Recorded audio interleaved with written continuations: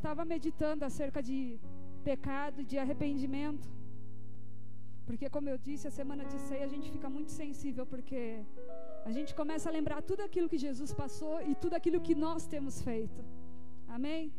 Talvez essa sensibilidade que eu sinto, e tenho certeza que mais pessoas sentem, no dia de ceia, que a gente entra e fica sensível, é porque a gente se fica tão pequeno perto da presença do Senhor, e a gente é tão pecador, e a gente sente tanto o amor do Pai. Eu creio que é por isso que fica tão sensível esse ambiente. Amém?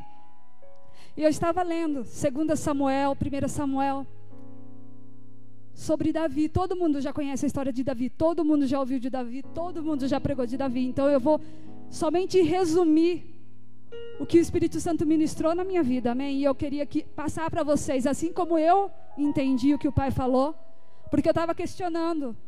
Porque alguém aqui já leu a história completa de Davi nos livros de Samuel? Levanta a sua mão se você já leu 1 Samuel e 2 Samuel inteiro. Então você deve saber do que eu estou falando.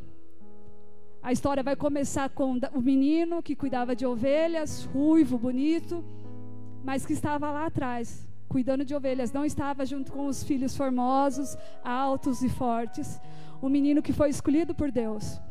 O menino que foi escolhido a dedo por Deus pelo profeta Samuel e juiz Samuel.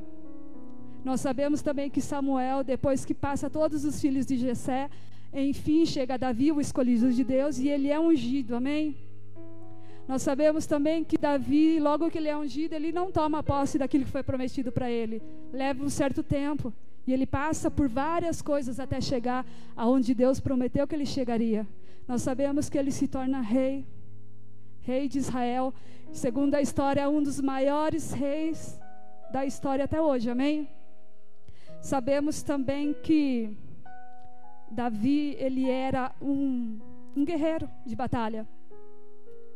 E ele vencia todas as batalhas, todas as vezes que ele saía para a guerra, ele vencia.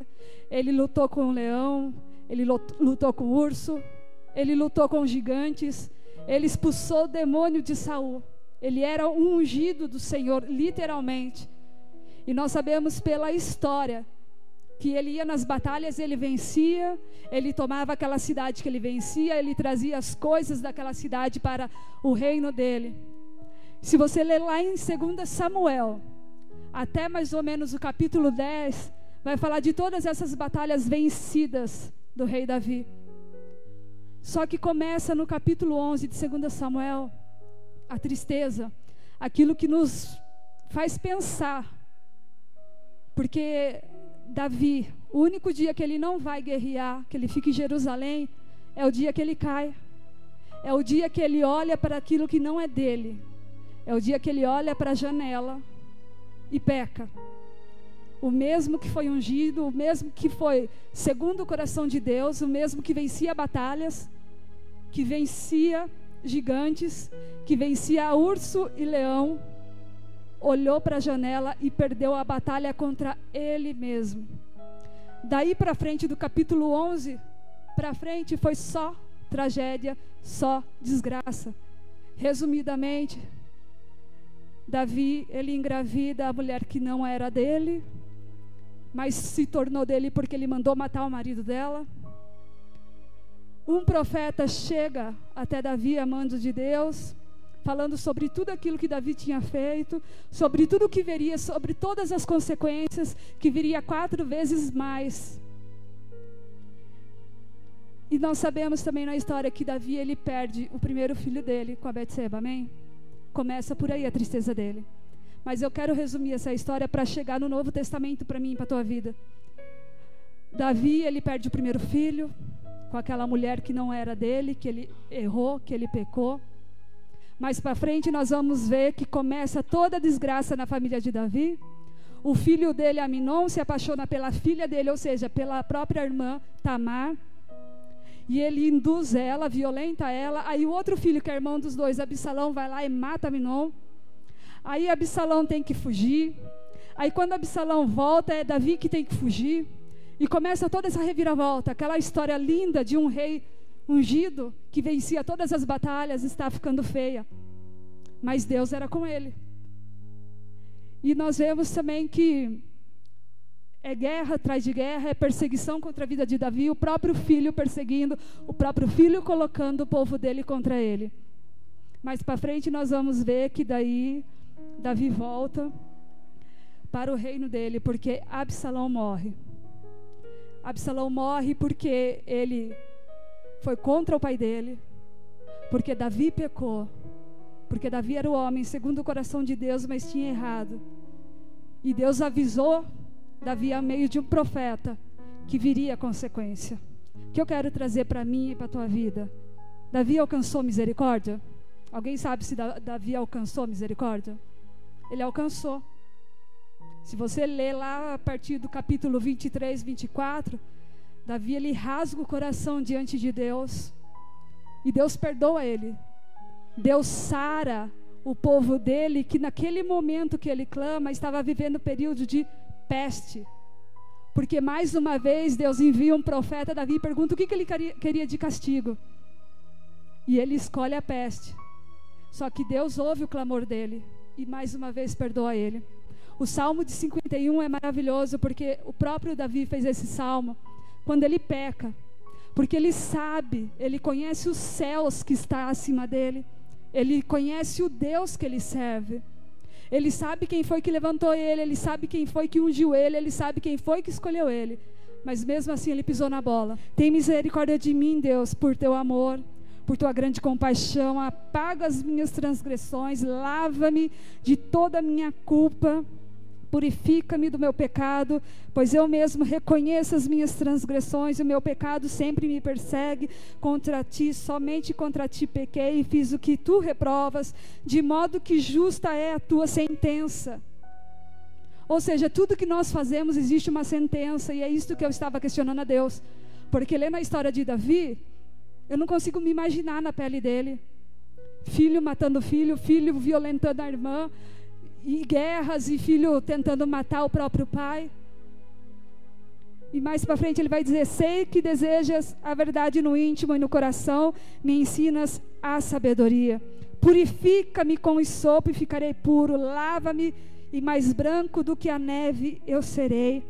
Faze-me ouvir de novo júbilo e alegria, e os ossos que esmagaste exultarão. Esconde o rosto dos meus pecados e apaga todas as minhas iniquidades. Quantas das vezes nós estamos assim, sentindo nossos ossos esmagados por aquilo que nós fizemos que não deveríamos ter feito, e aquilo abate a nossa carne, aquilo abate a nossa alma, aquilo abate até os nossos ossos. Cria em mim um coração puro, Deus, renova dentro de mim um espírito reto ou estável. Não me expulse da tua presença, nem tires de mim o teu Santo Espírito.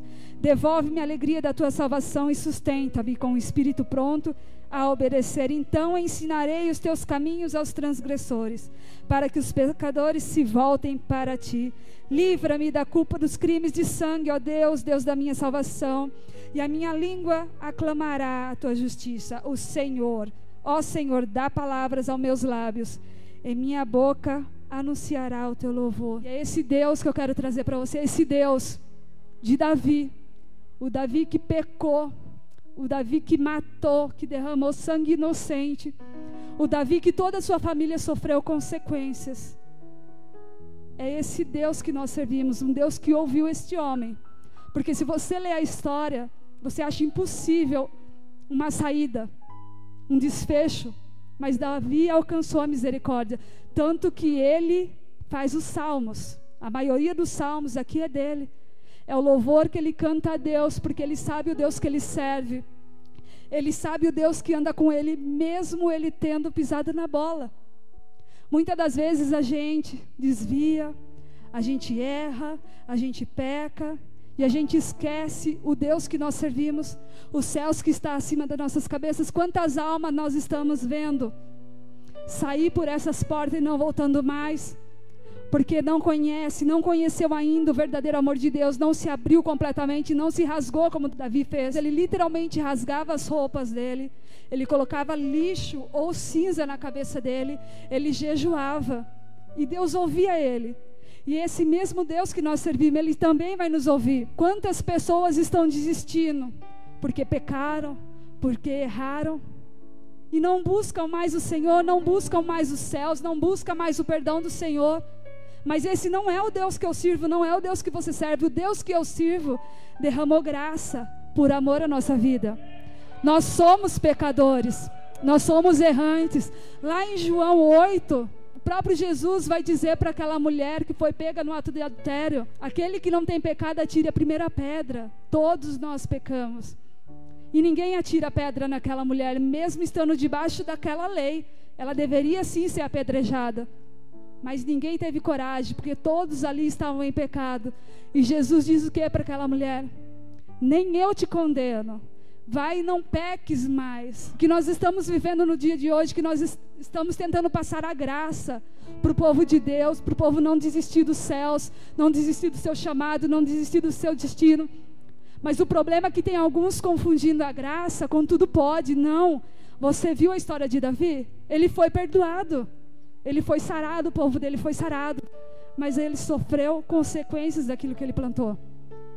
Eu quero ler para você em Hebreus 12, sobre o Pai que nos ama, sobre o Pai que corrige aquele que Ele ama, sobre o Pai que está sobre aquele que é filho dele. Aleluias. Portanto, também nós, uma vez que estamos rodeados por tão grande nuvem de testemunhas, livremo-nos de tudo o que nos atrapalha e do pecado que nos envolve, e corramos com perseverança a corrida que nos é proposta. Aleluias.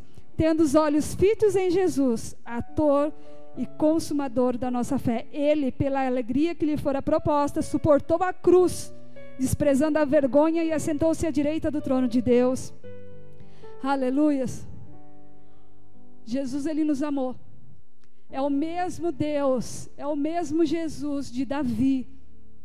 O Davi que aos olhos humanos era impossível alcançar a misericórdia, o perdão e a graça de Deus, e Ele alcançou. É o mesmo Deus meu e Deus seu. Ele veio aqui na terra sentir as nossas dores, pensar o que pensávamos, sentir o que sentíamos, para entender aquilo que nós sentíamos. Ele se fez 100% carne, para entender quem eram os filhos dele. Ele levou as nossas enfermidades, os nossos pecados, as nossas transgressões. Pelas pisaduras dele, o profeta Isaías vai dizer que nós fomos sarados. E o castigo que traz a paz para a minha vida e para a tua vida está sobre ele. Amém? Esse é o Deus que nós servimos. Esse é o Deus que você tem que sair dessa porta e falar para aquela pessoa que está desviada, que desistiu dos céus, que desistiu do seu propósito porque pecou, porque desviou, porque o diabo está acusando. Deus, Ele é perdoador. Deus, Ele é amor. Deus, Ele é misericórdia. Deus é graça. É esse Deus que nós servimos. Não é um Deus tirano, não. Se fosse um Deus tirano, nós não estaríamos aqui hoje celebrando aquilo que Ele fez por nós. Enviou o seu Filho unigênito para morrer por mim e por você, porque nós pecamos assim como Davi, porque nós somos falhos, porque nós erramos todo santo dia. Ninguém é melhor que ninguém. Nós não somos melhor que Davi. Talvez você não adulterou, não matou ninguém, e seus filhos não se prostituíram, não feriram um ao outro. Você não batalhou, não derramou sangue inocente, mas o seu pecado é igual ao pecado de Davi. E o seu Deus é o mesmo Deus de Davi. É o Deus que está aqui nesta noite. É o Deus que você saiu da sua casa se perguntando se realmente Ele está te ouvindo. É o Deus que você tentou esconder algo, mas Ele é teu Pai. A palavra do Senhor vai dizer que Ele corrige o filho que Ele ama. Lá em Hebreus ainda, versículo 5 do capítulo 12, vai dizer: vocês se esqueceram da palavra de ânimo que Ele lhes dirige como a filhos. Diga assim: eu sou filho. Eu sou filho. E para quem é filho, olha o que a palavra diz: meu filho, não despreze a disciplina do Senhor, nem se magoe com a sua repreensão, pois o Senhor disciplina quem ama, castiga. Mas Deus castiga? Castiga todo aquele a quem aceita como filho. Você realmente é filho? Você tem certeza que é filho? Então não saia da presença do Senhor quando vier as consequências daquilo que você plantou. Continue firme na sua fé, continue semeando coisas boas, Continue buscando, continue clamando, continue exaltando o nome do Senhor. O problema é que nós começamos a colher aquilo que nós plantamos e nem sempre aquela semente foi a boa. E quando nós colhemos, nós culpamos o diabo muitas das vezes. E culpamos até mesmo a igreja, a Deus. Mas a palavra vai dizer que Ele ensina, Ele corrige, Ele castiga a quem Ele ama e a quem é filho. E Ele nos ama. Jesus, nós estamos celebrando essa noite. Por quê? Porque Ele nos ama. Porque Ele foi na cruz por mim e por você. Porque eu pequei e você pecou. Então não é justo você sair dessa porta e esquecer tudo que você ouviu desse altar. Tudo que o Senhor tem falado com você. Colha a sua plantação, seja boa, seja ruim, mas debaixo dos céus. Assim como Davi sofreu muito, muito e muito. Vários capítulos de sofrimento, de luta, de lágrima, de sangue, de choro, mas no final ele alcançou a misericórdia, que é o que importa. Nós não devemos nos preocupar com o que está aqui. Nós devemos viver bem. A palavra do Senhor vai dizer que nós comeríamos sim o melhor dessa terra, mas é sempre falado nesse altar que a gente tem que buscar primeiro o reino de Deus, e nós não temos buscado primeiro o reino de Deus. E a primeira lutinha que aparece, a primeira consequência que aparece, a gente abandona de vez os céus. E Deus está falando para mim e para você, igreja: não abandone os céus, não abandone seu destino, persista no caminho que Ele trajetou para você, mesmo que no meio desse caminho você tenha se desviado, você tenha olhado para um lado, para o outro. Deus, Ele é grande, Ele é misericordioso, é perdoador. Deus é graça, Deus é amor. É por isso que você está aqui, amém? Se coloque de pé por um minuto e clame a esse Deus. Comece a declarar para Ele que você é filho dEle, que você aceita tudo que vem do céu, seja bom, seja a colheita daquela semente que você se arrepende, porque hoje é noite de arrependimento, hoje é noite de perdão, hoje é noite de você declarar: Deus, assim como Davi eu errei, eu tenho errado e muito, e feio, mas o Senhor é um Deus grande, que sarou a terra de Davi, que sarou o povo de Israel no último minuto, quando ele clamou ao Senhor, quando ele voltou a obedecer ao Senhor. E eu também sou filho como ele. Eu também quero ser segundo o teu coração, assim como Ele. Eu também quero te pedir que o Senhor não aparte o teu espírito de mim, assim como Ele clamou, Senhor. Venha sarar, Pai, as nossas feridas, venha sarar a nossa carne.